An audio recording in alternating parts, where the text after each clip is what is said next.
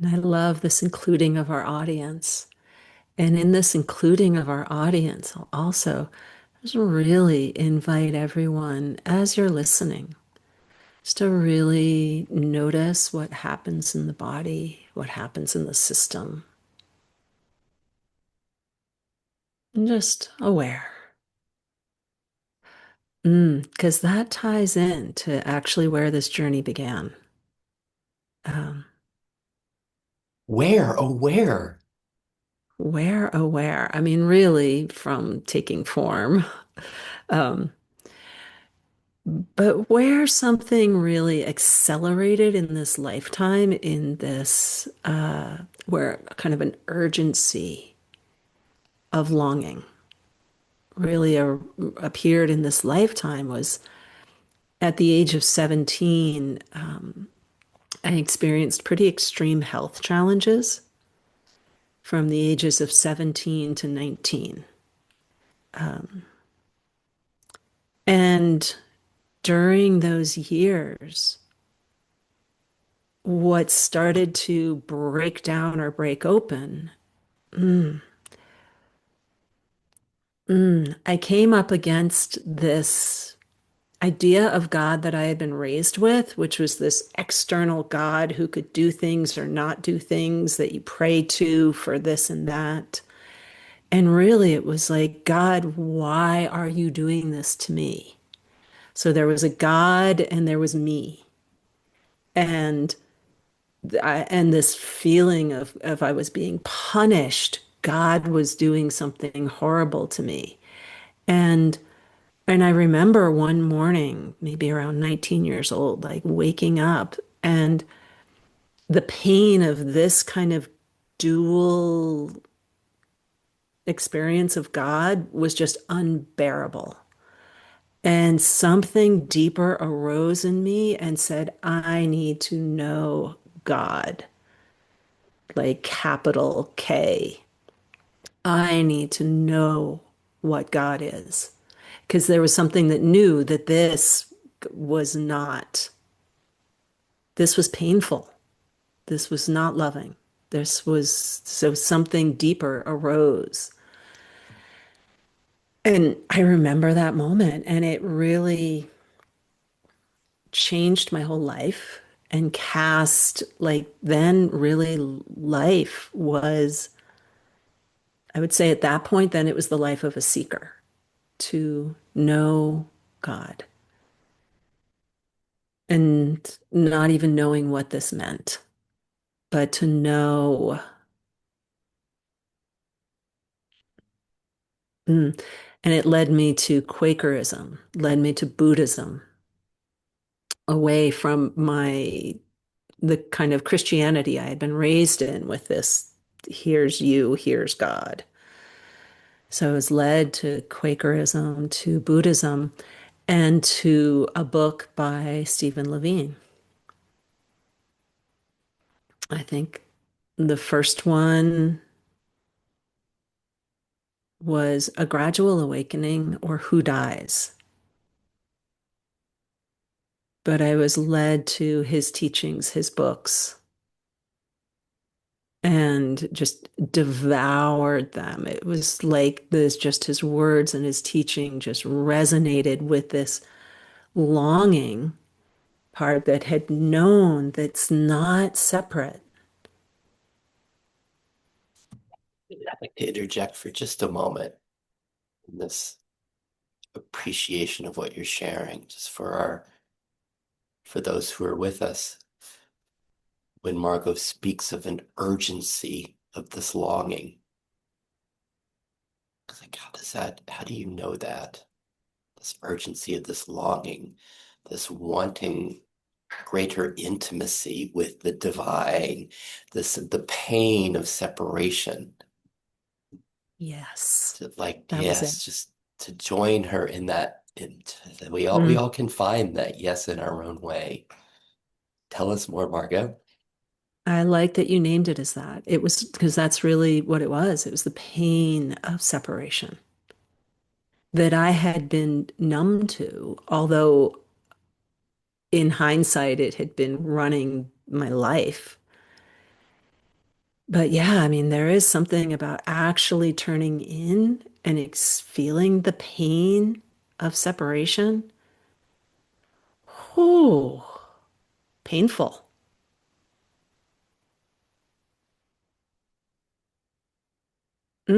And not and both like wanting to avoid it, but for whatever grace, not being able to, being called back, back in. But it also, from the seeker, there was also this energy of seeking something outside, Mm, which is beautiful because it was like the seeking that found this first teacher Stephen and his wife Andrea. yes. And so really honoring the grace of this seeking movement to try to end the separation. And I don't know how that lands or mm, how that feels. I wonder what's our version of the separation and then wanting to find relief or a remedy to it. And here, as we hear Margot speak of, like a seeker came, it was the birth of a seeker in her. The seeker was looking outside. And just before we continue, just as Margot speaks of beginning in Christianity and moving away, in no way are we creating kind of a hierarchy of paths here. There's an appreciation of all the paths, which I'm expecting we'll hear later, where what Margot found through Stephen and Buddhism and different non-dual teachers, that she could also speak very clearly of that being the very heart of the tradition that she began with as well. Oh, I could speak so much to that. Yes. Mm, Yes, because there has absolutely been this coming back around into the depths of Christianity. beautiful. So what happened next? What The happened seeker next? finds Stephen Levine and his The wife. seeker, and the seeker gets in her car and leaves everything that was home to be pulled across the country. And in that,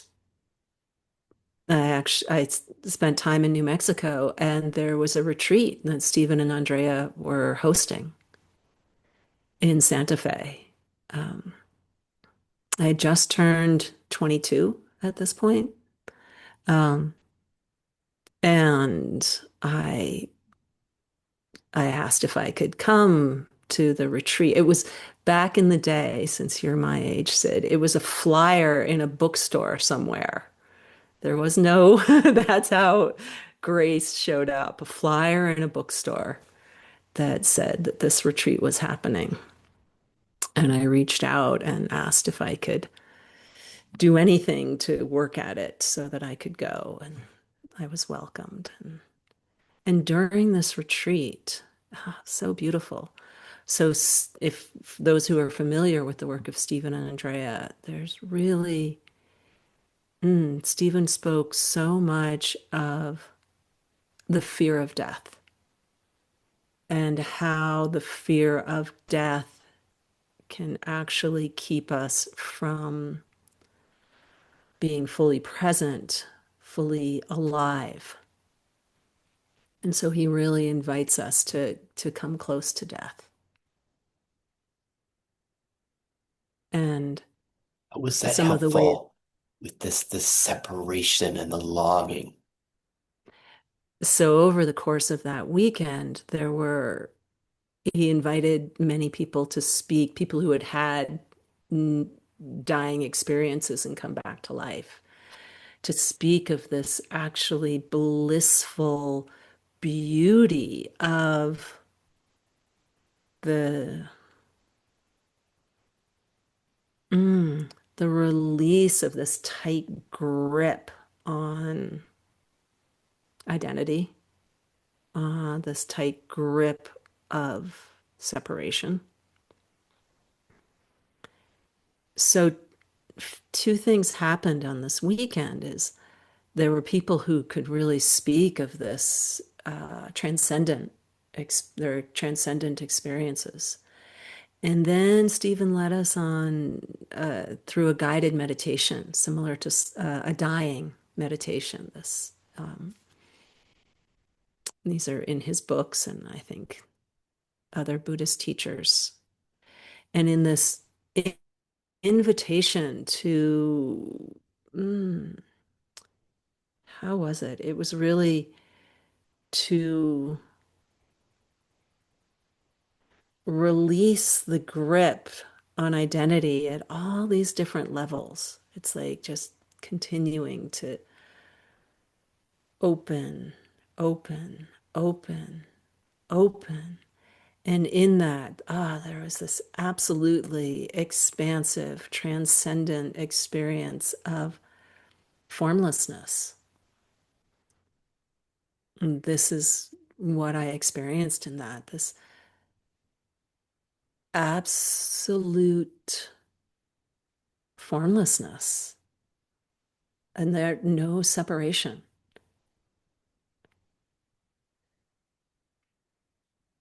And then the second So, part of the so, so, meditation. but what about that? What about that glimpse, that experience? This is what they call samadhi in traditions. It Mm. all opens. You get this initial glimpse of what you're describing as this transcendent, expansive formlessness.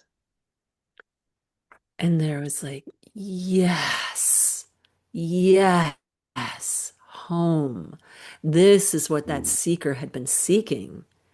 This, there's no separation. And there was just this huge yes, yes, yes.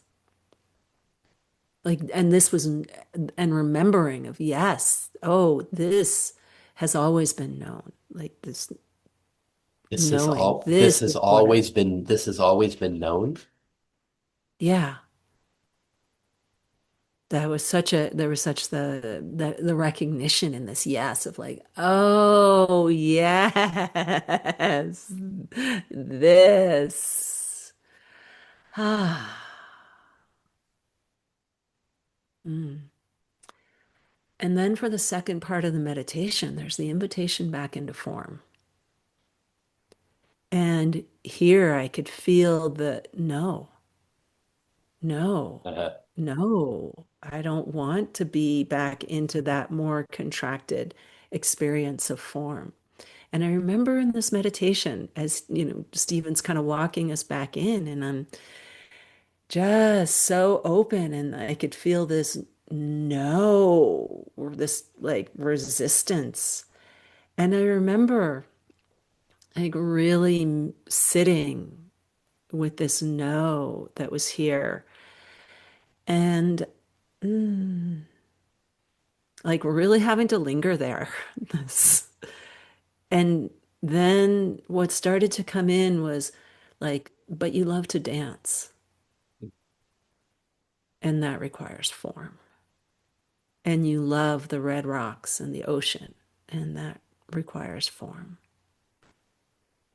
And like just all of these things started to come in. I don't know what to even call them, but just like these whispers of you love form. And so there was a coming, like an intentional coming back in appreciation of mm, form in a way that I had never experienced before. I'd like to pause for just a moment here. There's a lot that's hearing in the two sides of this meditation, and just to invite those who are with us, as Margot describes, this opening again, this opening to this transcendent, expansive formlessness. And she describes there's a recognition. It was recognized as this that was always known. And so just to ask you, what's your version of this? Where have you had a glimpse of what she's describing? Some of us have it in nature, the sense of, well, I am in nature, there is no separation. Others might have it with their lover, the sense of a unity and opening into this. Another might have it in seeing innocence, seeing beauty, seeing a sunset. What's your glimpse of this? And can you also find the no, the yes that's there, the yes that Margot is describing in this? And can you also find the no? Like, I don't want this to go away. I want to stay. I want this. I don't want to come back into separation. I want this. And then how do you Yes, make sense of what Margot was describing in the sense of, but I love to dance, of coming back into form, right? This is where, like in Buddhism, they say emptiness is form, form is emptiness. Like, what's your version of this, that resistance to coming back, and then the joy of coming back into form as Margot describes it, and we're going to hear more from her in this, but how do you relate to that? So what was that like, Margot, the coming back, and did you lose, was it a sacrifice, a loss of this, or what happened? that's it. That's it. It was the experience of, oh, this can't be lost, even in form and this apparent separation, that the transcendent, expansive formlessness, it doesn't go, it doesn't go anywhere. It's here.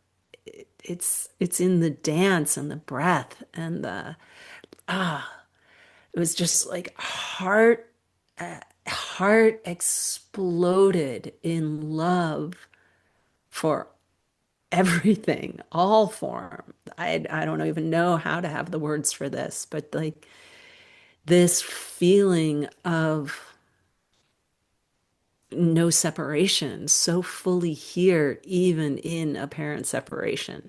And those words may be too abstract, I don't know, but like what it felt like was love. It was this joy and love of the night sky and the other beings at the retreat. It's like love and appreciation of separateness and form.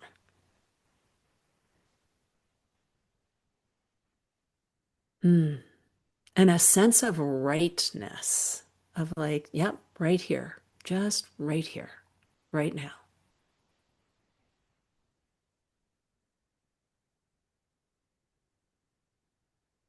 Yeah.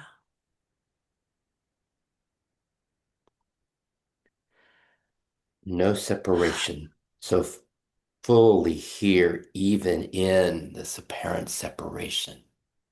Yeah. Heart exploding. Feels like love, this love and joy. It doesn't go anywhere. Mm. Mm. So, some other pieces of this story. During the retreat, Stephen had one or two people who got up to speak, people who had drowned to death and then come back to life and really spoken of this actually beautiful experience of drowning. Ah, yeah, beautiful, peaceful. Because Stephen would speak about how we just, there's that brace against death. And as they spoke of this experience of drowning, the surrender, there was that moment of bracing and then the giving over, the surrender, and just how beautiful this was. 10 days after this retreat, my father drowned to death.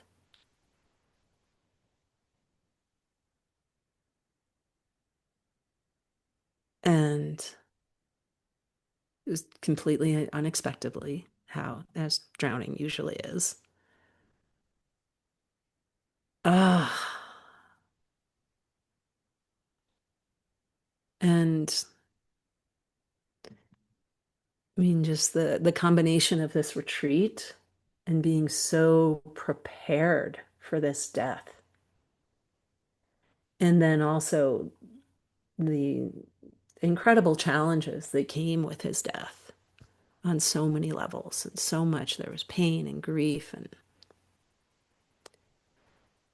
ah, but I don't, yeah, once again, I don't even know that I have words for how this,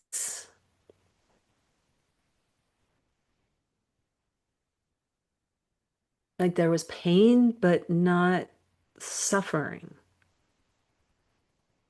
Hmm.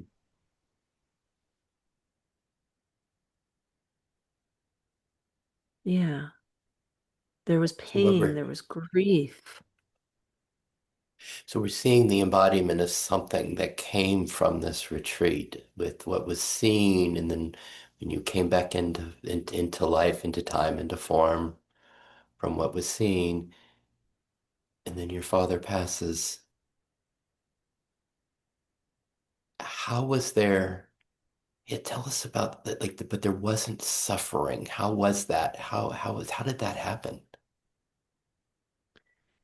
Yeah. And as I hear you repeat that back, I mean, there was extreme pain at times, extreme. I mean, the most grief I had ever experienced until then and since then.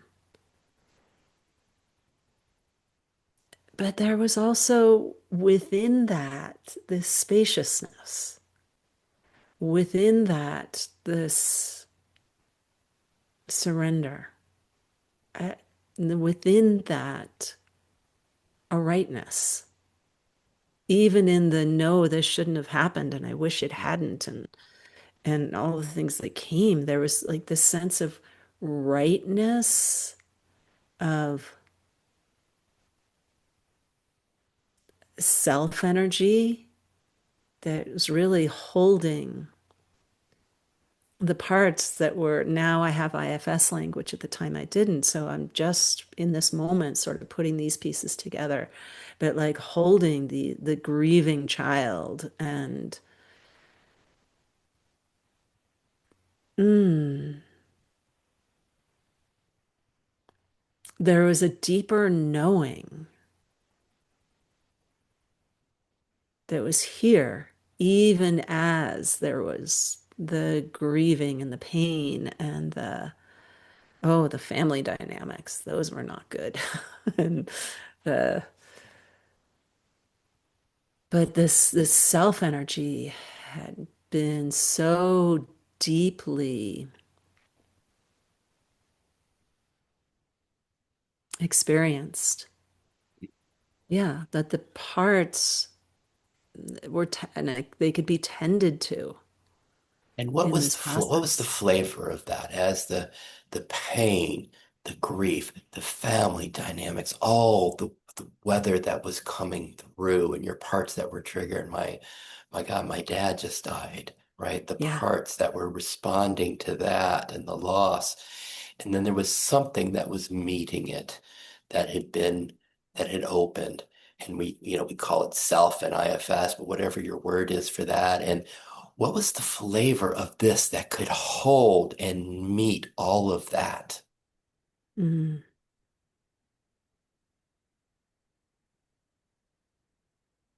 Yeah. What is the flavor? It's love. Um, there was a clarity. There was a no clarity. It's like this, well, in these terms, like this compassionate clarity, clarity in the knowing of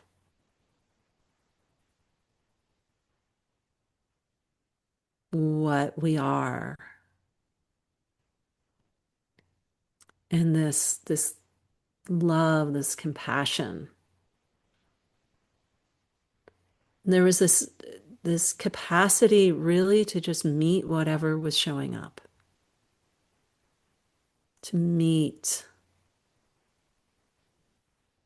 And I really want to name here that I had resources. I had a lot of resources that really supported this. I mean, I had a I got to see a therapist and had spent time at a in a Buddhist community near San Francisco and continued my relationship with Stephen and Andrea and their community.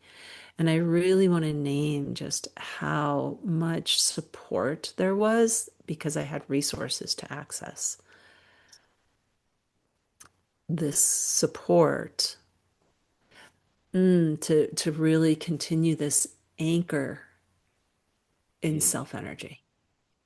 Love that you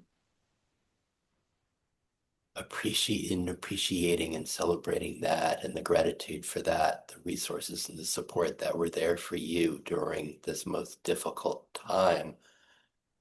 Because that's, I mean, why are we doing this? That's part of in sharing this is like wanting us all to have the resources and support through our challenges. And I love the internet, the Zooms for that, and just the unlimited support in different expressions that are out here for us, and which is one of my what inspires this, just not my enjoyment of Margot, but just in wanting us to know that, wow, all the support that's available. There's Margot, and there are all these people that are here supporting us. Like, who are your Stevens? Who are your Buddhist retreats? Who are your, wow, I was around San Francisco with all these friends and support. What's your version of that? And may may this be part of your support.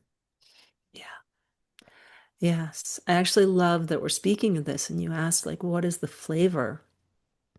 And yeah, so I mean this was a long time ago, but to really feel into this depth of support for truth, this depth of support for self, the support of being really rooted in true nature as self energy.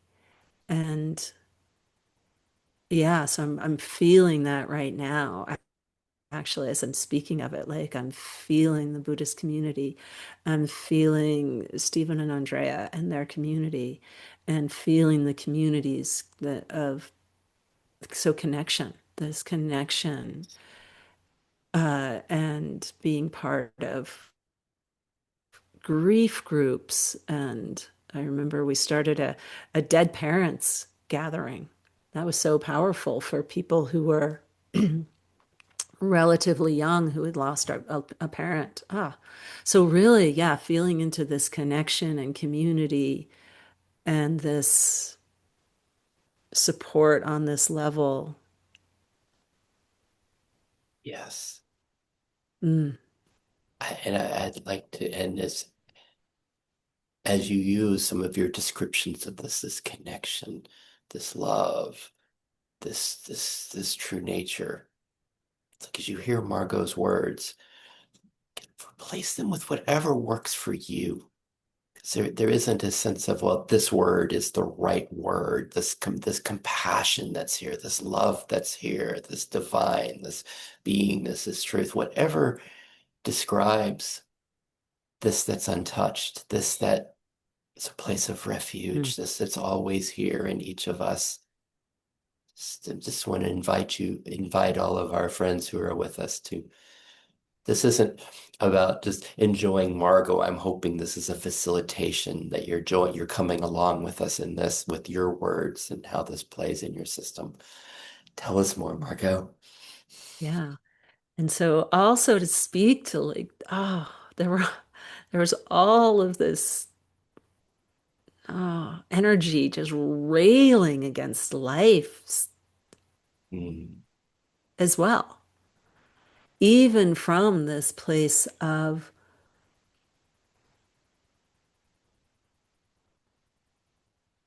having seen through it all, there was, I can feel where the seeker energy started to really come back. Um, not the way it had before. It could never come back the way it had before. But there, this longing was like, it was, I don't want to even say come back, but there was something that where this seeking and longing,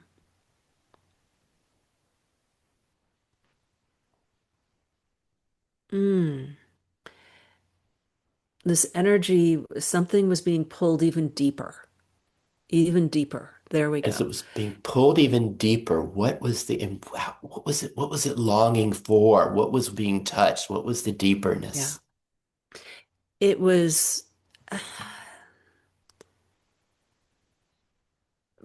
deeper rootedness as in self energy. That's what now I can see deeper rootedness in true nature. Self-energy, true nature.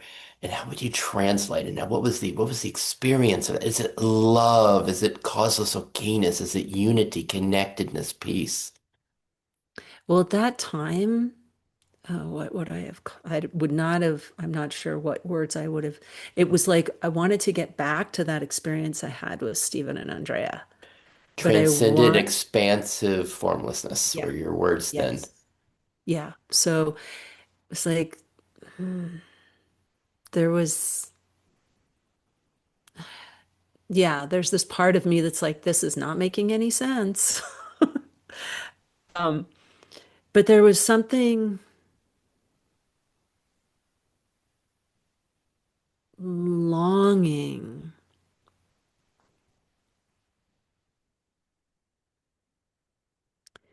for,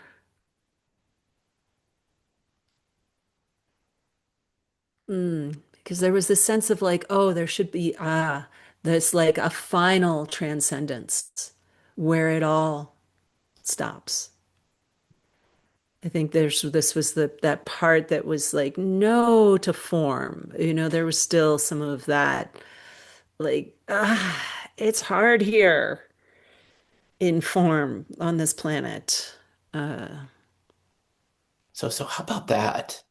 The no, this what you're calling this final transcendence. It's hard here on this planet, just for all of us. This that wants relief. Can we Yeah, all find this that wants relief from the difficulties, the challenge, the stress?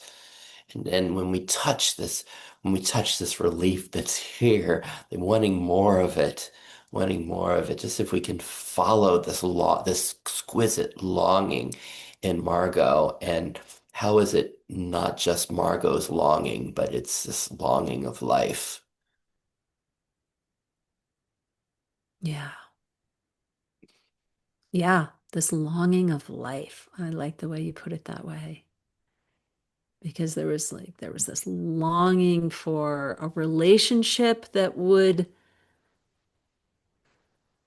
take care of everything. There was a longing for a transcendent experience that would just take care of all the pain of form. And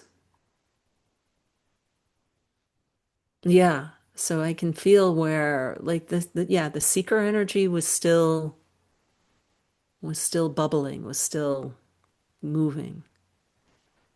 And so beautifully, because this brought me to yet another flyer. No, this brought me to a neighbor as we were having this conversation. And I remember he said, I see this teacher in Marin every week. Her name is Gangaji. I think you'd like her. So yeah, it wasn't a flyer, but still old school. It was a conversation on a street corner and an invitation to meet Gangaji. And during my time with Gangaji, it was the same. And what was beautiful is that she was right there close. I mean, Stephen and Andrea were several states away, and I didn't have as much contact with them, but Gangaji was right there across the bridge. And in this meeting with her, I remember too, it was just this yes, yes, yes of everything she spoke, even if the mind couldn't understand it, as she spoke from that, what I had experienced in that transcendence. And the yes, what was the yes? Oh, there's relief here. There's a return to this that was remembered as always here. These aspects of us that suffer, that are like this life is difficult. They find the yes to relief that was being offered there. Like, was that the yes? It was, yes, it was this yes that was speaking to that knowing, that transcendent knowing, like the reminder, this is what you are. This is what everything is.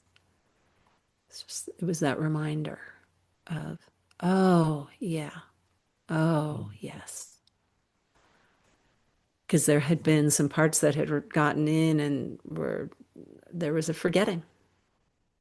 There had Yes. been some levels of forgetting. Just, And just, mm, yeah, we just can that. pause with This, that. this, oh, this is this knowing, this clarity, this.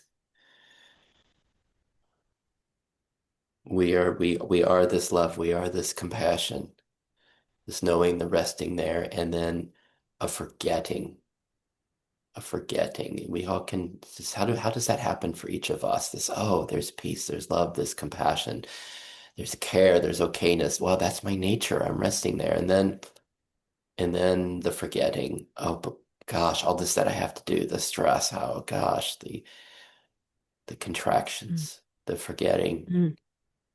Just that dance for all of us. And then there was one other thing, Margot, and then when you speak of what you found, what Gangaji was offering, just for those who don't come from that type of path, how can we speak of that as something that's universal, that can speak to all of us in our human experience? Well, it's really, well, I don't know really, but it's as you speak of this causeless okayness Mm, that's just here. Yeah, I actually really like those words because it's just this okayness of right now, presence right now. mm, And Sid, as I'm hearing you speak, I can also really feel how there was this judgment of this transcendent, this judgment that wasn't there, in my post transcendent experience with Stephen and Andrea, but started to creep back in of the preference for the transcendent bliss over the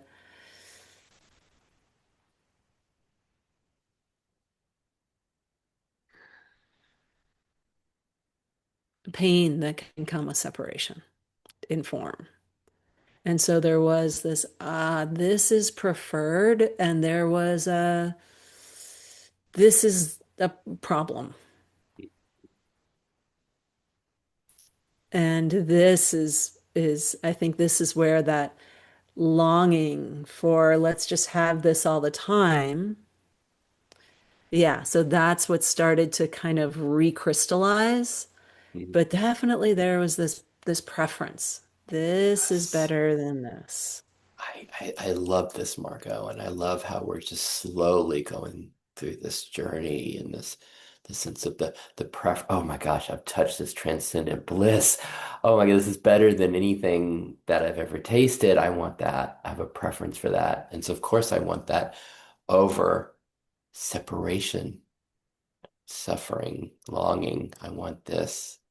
And just for all of us, how do we all taste this, right, in different ways. It could be even if we weren't doing anything spiritual. It's like that moment we we graduate from school's out for the summer. It's like, oh, I love this feeling, right? I want this freedom, or this being with the lover, or whatever it is that gives us a taste of this okayness. And then the sense of wanting to hold on to it. And Margot's describing something deeper than there's the okayness, but when this okayness is really felt deeply, she calls it, it's like this, she used the word bliss for it. And it's like bliss, oh, I like that. And just before Yeah. we get, it's such a rich place that we're in, right? The tension, the recognition of the preference and the sense of an either or. And I think I want to give a little, what do you call it in a movie when you give a little taste of where it's going? Um, Mm. it's what's that called? It's like I'm going to give away a little, I don't, a little glimpse of where it is. Like, oops, I might ruin the story a little bit, but Yeah, I a little, want to. yeah, foreshadowing or spoiler alert. A spoiler alert, that's it. Spoiler alert. Spoiler alert. This tension, this either or, because I think we're gonna my thought is that we'll do a part two in this exploration because this is so rich following it along. And but spoiler alert, this sense of either or, this sense of a preference for transcendent bliss over immanence, over the experience, over the deeply full felt humanness in our five senses. Something happens. It doesn't end there. Margot discovers something happens in the story where this is not the end. And hmm, what about maybe like just maybe 5 more minutes with bringing the story together? Then I wanted to give a couple. Then yes. How's it going, Margot? I love the spoiler alert because it's Hmm. from this place that you just shared in the spoiler alert that you and I have met. And this, what actually is experienced beyond this preference. And so there is another experience of profound transcendence and this really deeply coming back in immanence um, to this moment of Yes, where but there don't, feels but like, don't, yeah, don't take them there yet. We want to be okay, able to go through all of this in part okay. two. We'll go But through all of it, but just where Sid and I meet now is there's not a preference anymore. That's it. There's not a preference for anything over anything else.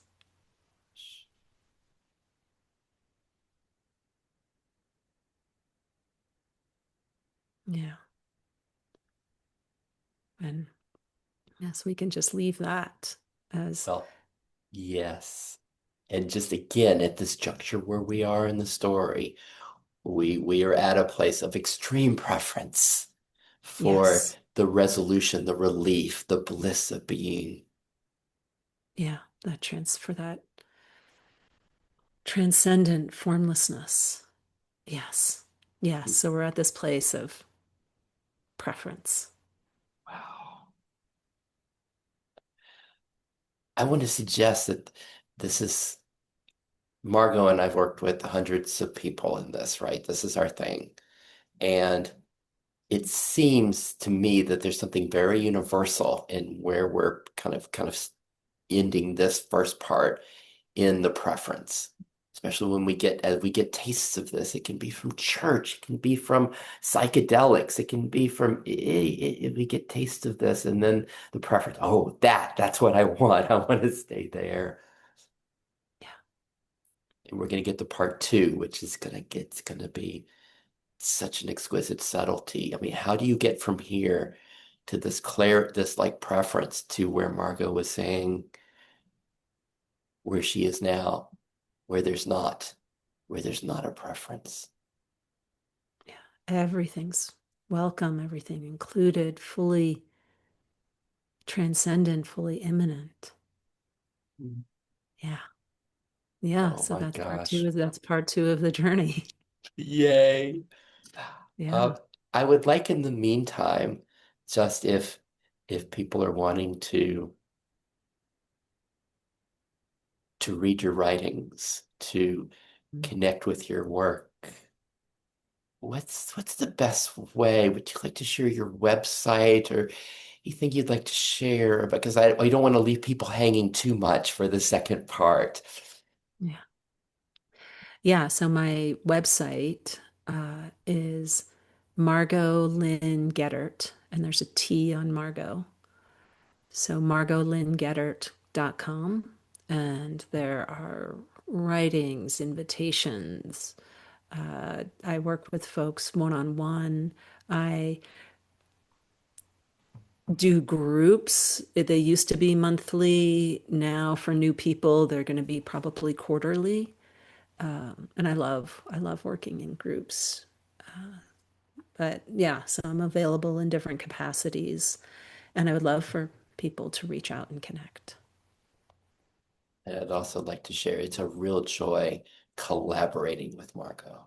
Mm, We're leading a workshop on Friday on the Enneagram and this space that Margot's pointing us to ultimately. mm, mm.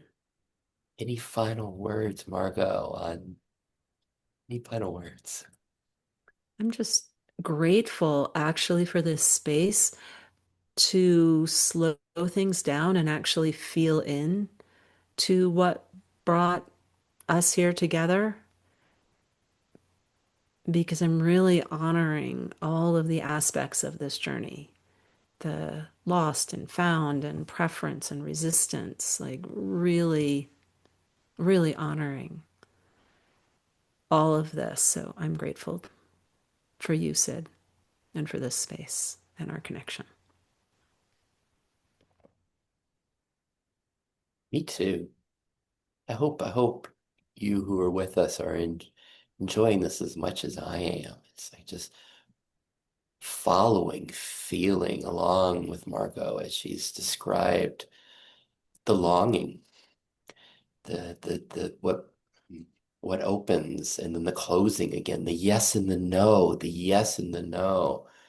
As she's describing it, I know those yeses and nos so well in my system, and I'm hoping that there was a resonance. So this isn't just entertaining or inspiring, that this is you get to join us in this experience. And I'm looking forward.